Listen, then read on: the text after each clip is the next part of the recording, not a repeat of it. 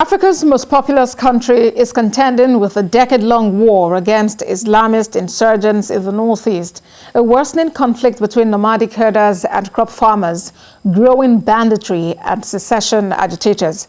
This has now been compounded by a series of student abductions that have shut down some schools.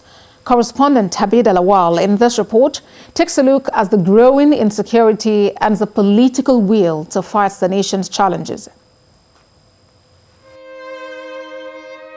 By all indications, Nigeria is gradually becoming presently one of the most unsecure territories in Africa. Insecurity appears to be getting worse with every passing day, while the central government on whose shoulders lie the responsibility of securing life and property seems handicapped.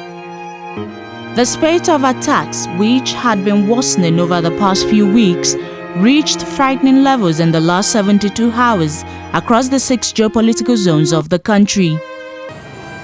National leader of the APC, ASIWAJU Bola Tinubu, after meeting with President Muhammadu Buhari, is of the opinion that all must be united in the fight against opponents of the Nigerian state, and government on its part should better communicate with the people in order to ease tensions.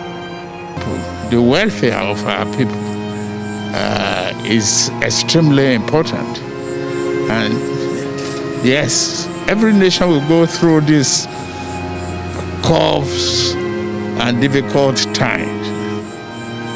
And how we communicate it to the people, what are the areas to help make it easier. Another guest of the presidential villa was the Borno State Governor, Babagana Zulum, who sought to tell the president the truth. He says the situation is dire as people have fled their homes and many communities are deserted. I think it is my own responsibility to come and say the truth to Mr. President, let him know what is going on in the entire Northeast sub-region.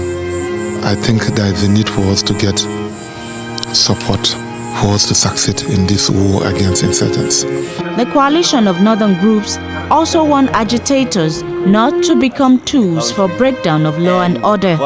They say a destabilized Nigeria will certainly threaten the peace and security of the entire sub-Saharan Africa. Promotion of peace and the standards that guide legitimate interference.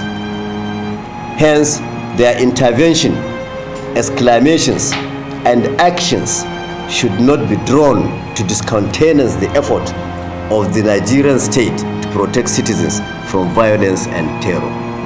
The inability of democratic governance in Nigeria to improve the well-being of most Nigerians is believed to be a major contributing factor to the emerging threat to national security.